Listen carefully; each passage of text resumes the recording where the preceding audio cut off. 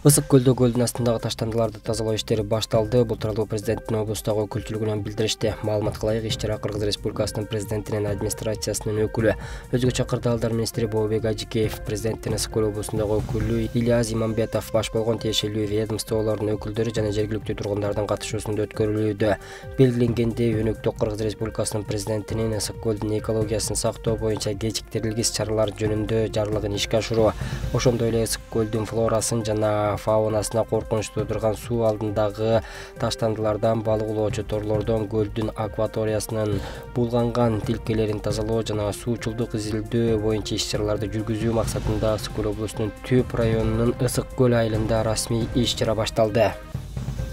Мамлекеттик катчы Сүйүнбек Касманбетов бүгүн 13 мартта Азербайжан Республикасынын Кыргыз Республикасындагы толук жана ыйгармыктуу элчиси Латиф Ганилделов менен жолугушту. Президенттин администрациясынын маалыматтык саясат кызматы билдиргендей, жолугушуу жүрүшүндө тараптар Кыргызстан менен Азербайжандын ортосундагы маданий-гуманитардык кызматташтык маселелерин талкуулашты. Өлкөлөр ортосундагы дипломатиялык алаканын түзүлгөндүгүнүн 30 жылдыгын белгилөөнүн алкагында өткөрүү пландалып жаткан биргелешкен иш-чаралар талкууланды.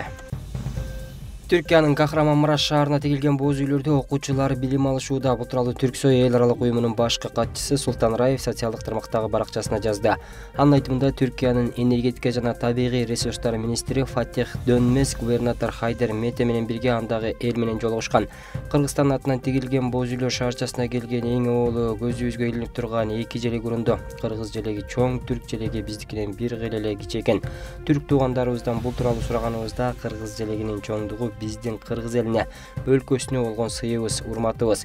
Эң оор күндөрү кыргыз боорлорубуз биринчилерден болуп келди. Сиздерге ыраазыбыз деп жооп беришти. Учурда боз үйлөрдө жапа чеккен адамдар жашап, окуучулар сабак окуп жатат. Мындан тышкары боз үйлөрдө медпункт, психологиялык жардам, тамак ичүүчү жай бар. Түрк туугандарыбыз эң ыңгайлуу боз үйлөр экен деп бир ооздон айтып жатышты. Эл менен жолугуп сүйлөштүк, ал акыбалын сурадык, жардам бердик. Эң эле кызыгы, Кахраманмарашта да өз колубуз менен аш жасап бердик. Жапа чеккен боордошторубуздун ыраазычылык сөзүн уктук. Азап тартып, кыйналып турган адамдардын ыраазычылыгы башкача болот деп жазды Раев. Кыргызстанда ыйык ороз айы 23 мартта башталат. Бул тууралуу кабар агенттигине Кыргызстан мусулмандарынын дин башкармалыгынан билдиришкенин агенттик жазды. Маалымат кылайык, тиешелүү токтомду алымдар кеңеши кабыл алган. Бир жылда 30 күн орозо кармоо, тагыраак айтканда күн бою наар тартпай жүрүү ислам дининдеги негизги 5 парыздын бири. Талас облусуна Кыргызстандын аймагынан 25 манасчы келди. Алар 13 марттан 21 мартка чейин күнү түнү манас айтышат. Президенттин облустагы өкүлчүлүгүнөн билдиришкендей, улуу өнөрдүн устаттарын облус башчысы Нурлан Дарданов тосуп алды. Маалымат кылайык, 21 мартта Талас шаарынын Борбордук аянтында манастын айкели ачылып, анын урматына манасчылар күнү түнү манас айтышмакчы. 9 күн манас айтууга Кыргыз Республикасынын эл артисти Назаркулов Сейдрахманов, Рыспай Исаков, Камил Мамадалиев сыяктуу белгилүү манасчылар жана эң жаш манасчы 6 жаштагы Бекжан катышат. Кыргызстандын сурдо эркин күрөш боюнча улуттук курама командасы Азия Тынч океан сурдо чемпионатында 3-орунду камсыз кылды. Бул тууралуу Дене тарбия жана спорт департаментинен билдиришти. Мелдешке 5 мамлекеттин Кыргызстан, Казакстан, Өзбекстан, Иран жана Монголиянын курама командалары катышты. Командалык эсептин жыйынтыгы боюнча 1-орунду Казакстан 5 алтын, 5 күмүш менен багындырса, 2-орунду Иран 2 алтын, 3 күмүш, 4 коло медаль менен багындырган. Ал эми 3-орунду Кыргызстан алып 2 алтын, 1 күмүш, 2 коло медаль куржунга топтогон. Белгилей кетсек, Азия Тынч океан сурдо чемпионаты тайквондо, жудо, грек-рим жана эркин күрөш боюнча өтүп жатат. Мелдеш 2 март күнү башталып, 11 март күнү жыйынтыкталды. Учитывая, что инвестиции являются одним из Борбордук Азия жана Жакынкы Чыгыш өлкөлөрүнүн ортосундагы социалдык, экономикалык, маданий жана руханий өз ара аракеттенүүнү бекемдөөнү көздөгөн Ислам инвестициялык форуму болуп өттү. 99,6% как среди мужчин, так и среди женщин. Ислам бизнеси жана инвестициялык корпорациясы бул ар кандай ишмердүүлүктөгү бир катар автономдуу юридикалык жактарды, компанияларды, коомдук уюмдарды, фонддорду жана финансылык институттарды бириктирген укуктук, өндүрүштүк, финансылык жана уюштуруучулук инфраструктура. Корпорациянын максаты Борбор Азия өлкөлөрүнүн жарандарынын социалдык, экономикалык жана руханий өнүгүүсүн камсыз кылуу. Ислам принциптеринде иш алып барган компаниялардын жана уюмдардын күч аракеттерин бириктирүү болуп саналат. Форумдун максаты ислам системасынын механизмдерин жана анын адилеттүү принциптерин каржы, кредиттик, экономикалык, бизнес чөйрөлөрүндө изилдөө жана колдонуу, башкача айтканда Борбор Азия жана Жакынкы Чыгыш өлкөлөрүнүн ортосундагы социалдык, экономикалык, маданий жана руханий өз ара аракеттенүү платформасын түзүү дейт уюштуруучулар. Дүйнө жүзү боюнча көп өлкөлөрдө ошо ислам принциптери менен каржылоо аябай өнүккөн. Бизде ошо Кыргызстанда, Орто Азияда ислам принциптери каржылоосу аябай төмөн деңгээлде. Ошондуктан биз бүгүнкү ошо иш-чаранын уюштуруп атканыбыздын негизги максаты болуп, ошол ислам принциптерини киргизүү Кыргызстанга, Орто Азияга, анан ошол ислам принциптери менен каржылоону тартуу, бизнеске, чоң бир долбоорлорго, мамлекеттик деңгээлдеги долбоорлорго ошо каржылоону ислам принциптери менен тартуу, ислам араб өлкөлөрү менен ошо карым-катнашты бекемдөө болуп эсептелинет. Араб өлкөлөрүнүн ар тармакта ислам принциптери менен иштеген 20 ири ишкер форумда тажрыйбалары менен бөлүшүп пикир алмашат. Перс булуңундагы өлкөлөрдөн келген инвесторлор Кыргызстандын туризм тармагы, айыл чарба жана дыйканчылыкка багытталган долбоорлоруна артыкчылык берүүдө. Дүйнө жүзүнүн 66 өлкөлөр менен ушул айыл чарба продуктларын тышка экспорттоого ушул 66 мамлекеттер менен экспорттоо иштерин жүргүзөбүз. Негизги биздин экспорттоо чыгара турган мамлекеттер булар: Россия Федерациясы, Казакстан, Кытай, Индия, анан ушул Жакынкы Чыгыш мамлекеттери болуп эсептелинет. Норузто лыжа базасындагы инфраструктураны жакшыртуу менен 4 мезгил бою туристтерди кабыл алууга болорун айтат Шайбек Шаяхунов. Азыр оюбузда инвестиция, генплан, мастер-план, бизнес-план жазап фуникулер коюнду атабыз.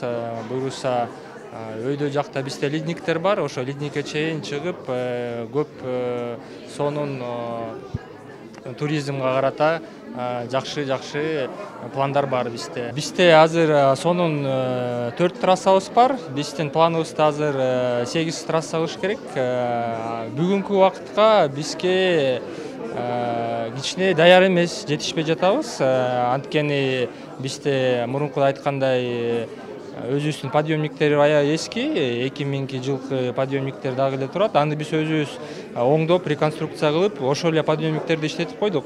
Ошого азыр же кресельный, же жана гондолаларды койсо биз даяр болобуз. Бул жерде бүгүн биз глэмпинг деген жаңы долбоорду сунуштайбыз. Эми Кыргызстан толуп өлкө.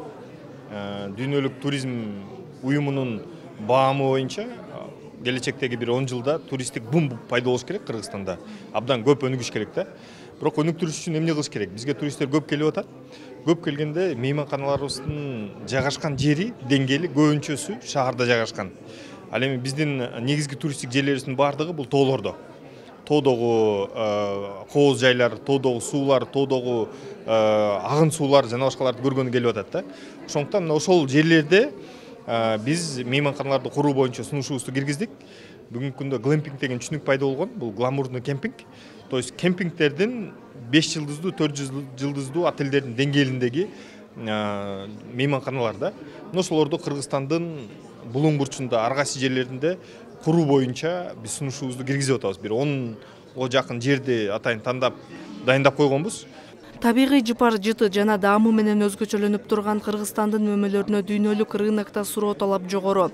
Жакынкы аралыкта Кыргызстандын мөмөлөрүн экспорттоонун көлөмүн жогорулатуу жаатында долбоор сунуштап жатканын айтат ишкер мырза. Биякта эми көбүнчөсү бүт продукция көрсөтүлдү биз тараптан. Бул свежий болуп тургандары да, тоңдурулбагандары бар, тоңдурулгандары бар, анан кайра иштетилгендери бар. Мындай какс түрүндө же кургатылгандары бар, же джем болобу ар кандай түрдө продукциялар көрсөтүлдү. Биз азыр чоң өзүбүздүн алдыбызда максат койгонбуз ассоциация катары. 2030 жылга чейин биздин ошол мөмөнүн экспортун 1 миллиард долларга чейин жеткизебиз деген максат койдук да. Ал үчүн биз 50 000 гектар жерге өздөштүрүшүбүз керек. Россия менен Казакстанга экспорттолот.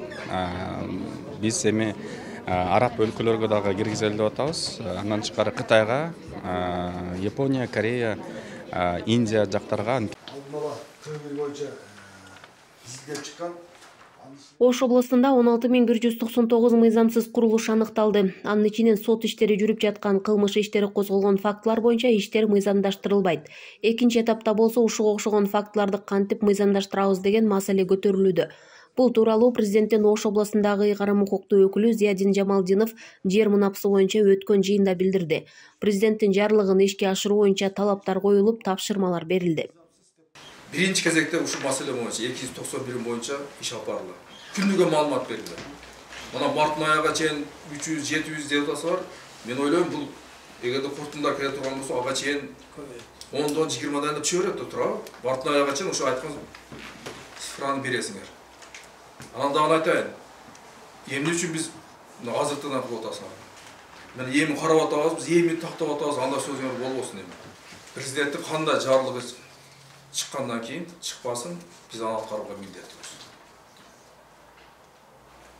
Бардыбыз. Анан жок, мен аткара албайм деп турган болсо, анда